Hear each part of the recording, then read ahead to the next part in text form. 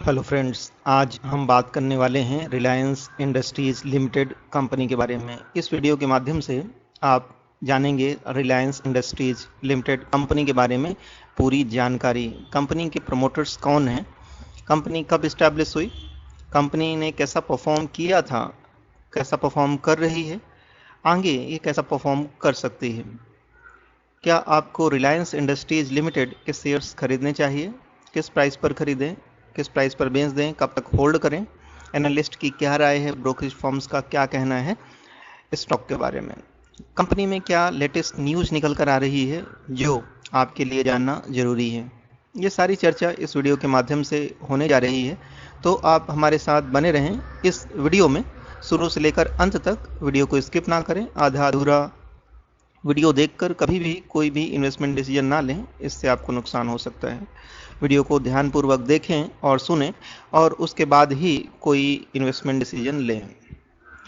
अगर आप हमारे चैनल में फर्स्ट टाइम विजिट कर रहे हैं तो इसको सब्सक्राइब जरूर कर लें, वीडियो को लाइक करें, शेयर करें इस वीडियो को अपने दोस्तों, मित्रों, परिवारजनों, रिश्तेदारों और सोशल मीडिया में शेयर जरूर करें, जिससे कि रिलायंस इंडस्ट्रीज कंपनी के बारे में सभी लोग जान सकें, सीख सकें और कमाई भी कर सकें। अगर आपके पास कुछ जानकारी है जो आप हमारे साथ शेयर करना चाहते हैं तो आप हमें कमेंट करके ज़रूर बताएं। क्या आप रिलायंस इंडस्ट्रीज के शेयर होल्डर्स हैं या शेयर होल्डर बनना चाहते हैं तो भी आप हमें कमेंट करके ज़रूर बताएं। आप फ्री में डीमैट अकाउंट और ट्रेडिंग अकाउंट ओपन करना चाहते हैं, डिस्क्रिप्शन में जाएं, अपस्टॉक लिंक पर क्लिक करके फ्री में अकाउंट ओपन करें और हमारी तरफ से फ्री सर्विस का लाभ उठाएं, जिसमें आपको ऐसे स्टॉक्स के बारे में वीडियो के माध्यम से बताया जाएगा जो आगे चलकर बहुत ही अच्छा परफॉर्म करेंगे और आपको एक अच्छा प्रॉफिट भी दिला सकते हैं। चलिए आज का वीडियो हम शुरू करते हैं। आप हैं रिलायंस इंडस्ट्रीज लिमिटेड की ऑफिशियल वेबसाइट पर और इसके माध्यम से आप कंपनी के बारे में जानेंगे। इसके बाद हम कंपनी के फाइनेंशियल और टेक्निकल एनालिसिस करेंगे और वीडियो के थर्ड पार्ट में इसके टारगेट्स बताएंगे और ब्रोकरेज फर्म और एनालिस्ट की राय के बारे में भी चर्चा होगी और वो टारगेट कब तक आ सकते हैं ये भी आपको बता दिया जाएगा। रिलायंस इंडस्ट्रीज लिमिटेड, इनकी टैगलाइन है ग्रोथ इज लाइफ। ग्रोथ करना ही लाइफ का मकसद होता है और इस टैगलाइन पर कंपनी पूरी तरह से खरी उतर रही है। कंपनी ने पिछले दशकों में बहुत ही तेज़ी से ग्रोथ की है और भारत की नंबर 1 कंपनी बन चुकी है मार्केट कैप के लिहाज से। तो आप नंबर 1 कंपनी के बारे में जानने जा रहे हैं सब कुछ। एनएसई में इसके प्राइस कोट हो रहे हैं 2400 something.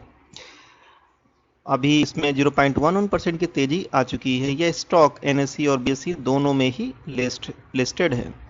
Transforming lifes, empowering the nation, लोगों की ज़िंदगी में सुधार ला रहे हैं तेज़ी से, चाहे वो गरीब तबके के लोग हों या अमीर तबके के लोग हों। बच्चों के एजुकेशन के लिए कंपनी काम कर रही है, गरीब बच्चों को पढ़ने के अवसर भी दे रही है और उनके सपनों को साकार कर रही है। मुकेश धीरूभाई अंबानी इसके चेयरमैन और मैनेजिंग डायरेक्टर हैं रिलायंस इंडस्ट्रीज लिमिटेड कंपनी के बारे में। We care our efforts to tackle the crisis of कोविड-19 के समय में कंपनी ने काफ़ी मदद की है, ऑक्सीजन सिलेंडर्स प्रोवाइड किए हैं और जितनी मदद हो सकती थी उन्होंने देश के लिए कोविड-19 से फाइट करने में मदद की है। बिजनेस करने के साथ ही ये अपनी सामाजिक उत्तरदायित्वों को भी अच्छी तरह से निभा रहे हैं। तो एक अच्छी कंपनी के साथ आप जुड़ने जा रहे हैं। रिलायंस फाउंडेशन के बारे में हम आपको बताना चाहेंगे। Reliance Foundation works with some of the most vulnerable and marginalised communities across India. Reliance Industries Reliance Foundation को भी रन करती है, जिसके तहत गरीब तबकों और पिछड़े जाति जनजाति या समुदाय के लोगों की मदद करती है, जिससे उनके जीवन स्तर को ऊपर उठाया जा सके। द रिलायंस स्टोरी, हम आपको रिलायंस कंपनी की स्टोरी के बारे में बताना चाहेंगे। रिलायंस कैसे अस्तित्व में आई, क्या इसके पीछे इंटरेस्टिंग स्टोरी है जो आपको जानना चाहिए। Modest beginnings, mammoth aspiration. Dhirubhai Ambani returns to India in 1957 after a stint with a Besses and Company, Aden, Yemen. He starts a yarn trading business from a small 500 square feet office in Masjid Bunder, Mumbai, but dreams of establishing India's largest company. Dhirubhai Ambani जब भारत आते हैं 1957 में, Yemen की एक company से कारोबार करके वो लौटते हैं, तो उन्होंने एक छोटा सा बिजनेस शुरू किया। 500 स्क्वायर फीट का ऑफिस लिया जो कि बुंदेर, मुंबई की में मस्जिद के पास में था, और उसके बाद उन्होंने एक सपना देखा कि वो इसको भारत की सबसे कामयाब इंडस्ट्री बनाएंगे, और उसका सपना, धीरूभाई अंबानी का सपना आज साकार हो चुका है। Wealth creation for all Indians. In 1977, Reliance Textile Industries IPO creates history by introducing the equity quilt in India. The issue is oversubscribed 7 times, strengthening Reliance growth ambitions. 1977 में जब Reliance Textile Industry का IPO आया था, तो उन्होंने इसके IPO को 7 times भारतीयों ने सब्सक्राइब किया, जिससे रिलायंस की ग्रोथ की ऊंचाइयों को दम मिला, और आज रिलायंस इंडस्ट्री लिमिटेड आसमान की ऊंचाइयों को छू रहे हैं। Integrating backward, racing forward. Reliance sets up a mill in Naroda, Gujarat, sparking of Reliance backward integration journey. Mukesh Ambani leads the establishment of Reliance first mega manufacturing project at Patalganga in record 18 months. Mukesh Ambani ने अपना भरपूर सहयोग दिया, श्रम दिया, कठोर परिश्रम किया, और उन्होंने 18 मंथ्स लगातार काम करके रिलायंस ने नरोडा मिल को इस्टेब्लिश किया। Enhancing the lifestyle of every Indian. Reliance backward integration journey continues.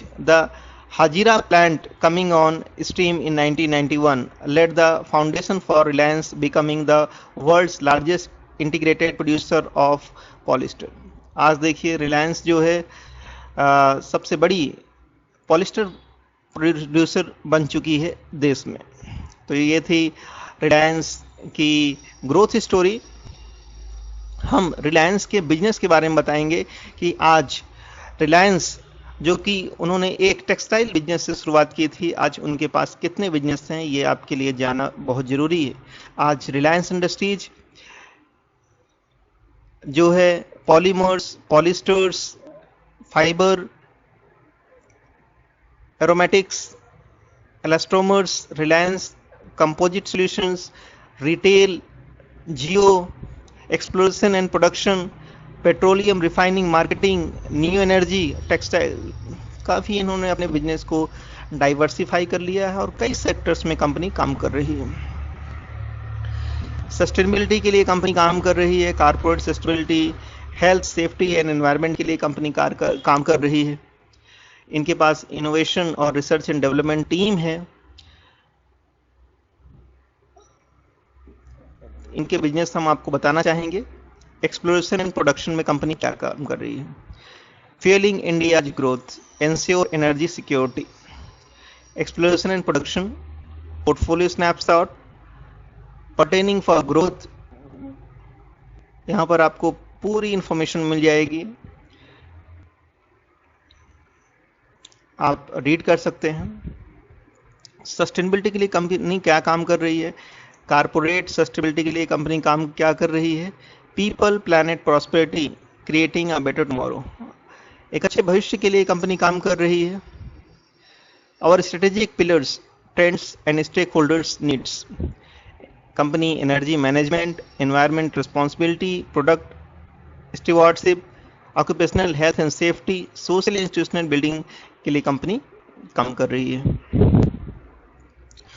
तो इस भारत की नंबर 1 कंपनी पे निवेश करना चाहेंगे, तो चलिए इसकी फाइनेंशियल और टेक्निकल्स को जान लेना बहुत ज़रूरी है।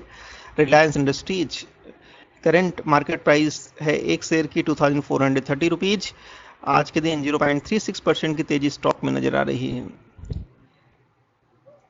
1 वीक में 1.09% का रिटर्न दिया है। 1 मंथ में 6.90% की गिरावट हो चुकी है स्टॉक में। 1 ईयर में 15.50% का रिटर्न दिया है। 3 इयर्स में 93.07% का रिटर्न दिया है। कंपनी ने शानदार रिटर्न पेश किए हैं 3 इयर्स टाइम फ्रेम पर। 5 इयर्स में 223.71% के शानदार रिटर्न दिए हैं कंपनी ने। टेक्निकल चार्ट देकर हम आपको बताएंगे कि आगे स्टॉक की चाल कैसी रह सकती है। क्या स्टॉक में फिर से एक रैली आएगी जो आपको मुनाफा करा सकती है। पहले हम देखेंगे स्टॉक ने 50 MA का सपोर्ट ब्रेक कर दिया है। यहाँ पर 200 का सपोर्ट ब्रेक कर दिया है और स्टॉक काफ़ी नीचे ट्रेड कर रहा है। यहाँ पर सेलर्स का बहुत बड़ा वॉल्यूम था जिससे स्टॉक प्राइस बहुत तेज़ी से नीचे आए हैं। जितने ज़्यादा सेलर्स होंगे उतने ही ज़्यादा स्टॉक प्राइस में गिरावट होगी। अभी आप देख रहे हैं कुछ समय से बायर्स का वॉल्यूम्स बढ़ा है जिससे स्टॉक प्राइस ने तेजी पकड़ी है। RSI 44 का है तो इसमें बहुत ही ज़्यादा पोटेंशियल है ग्रो करने का, तो आप स्टॉक में खरीदारी कर सकते हैं और एक अच्छा मुनाफा कमा सकते हैं।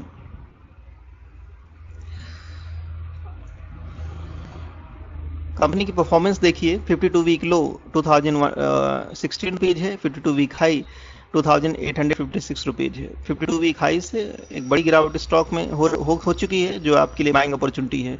अच्छे वॉल्यूम पर ट्रेडिंग हो रही है। 40,70,645 का वॉल्यूम है। 990 करोड़ की ट्रेडिंग अभी तक हो चुकी है। मार्केट डेप्थ की बात करें तो बाई ऑर्डर क्वांटिटी जो है 42.34% की है और सेल ऑर्डर क्वांटिटी 57.66% की है। तो सेलर्स हावी हैं स्टॉक में, बेचना चाहते हैं ज़्यादा से ज़्यादा शेयर्स को। एनालिस्ट का क्या कहना है स्टॉक के बारे में, तो बाई करने के लिए 71% एनालिस्ट बोल रहे हैं, होल्ड करने के लिए 21%, केवल 9% एनालिस्ट इसको सेल करने के लिए बोल रहे हैं। एग्रीगेटेड बाई रेफिनेटिव फ्रॉम 34 एनालिस्ट, और 34 एनालिस्ट जो कि रेफिनेटिव से एग्रीगेट किए गए हैं, इन्होंने इस पर रिसर्च किया है। तो ज़्यादातर एनालिस्ट का मानना है कि उसमें खरीदारी करनी चाहिए। फंडामेंटल्स देखेंगे। 16,39,609 करोड़ की नंबर 1 कंपनी है मार्केट कैप के लिहाज से रिलायंस इंडस्ट्रीज। पी 26.78 है। PB ratio 2.10, industry P 7.35। तो अपने इंडस्ट्री पी से काफ़ी हायर पी पर स्टॉक ट्रेड हो रहा है। डेट टू इक्विटी रेशो 0.36 है। कंपनी पर कर्ज भी है। रिटर्न ऑन इक्विटी 8.21% की है। EPS 90.46, dividend yield 0.29%, book value 1152, face value 10 rupees की है। तो बहुत ही शानदार फंडामेंटल्स वाली कंपनी है ये। फाइनेंशियल देखेंगे। रेवेन्यू हर एक क्वार्टर में ग्रो हो रहे हैं इनके। प्रॉफिट हर एक क्वार्टर में तेजी दिख रही है। 2022 में लेटेस्ट क्वार्टर में प्रॉफिट में थोड़ी सी कमी आई है। नेटवर्थ देखिए, हर क्वार्टर में नेटवर्थ तेजी से ग्रो हो रही है। ईयरली टाइम फ्रेम पर हर साल इनकी नेटवर्थ बढ़ रही है। प्रॉफिट लगातार इनके बढ़ रहे हैं हर साल।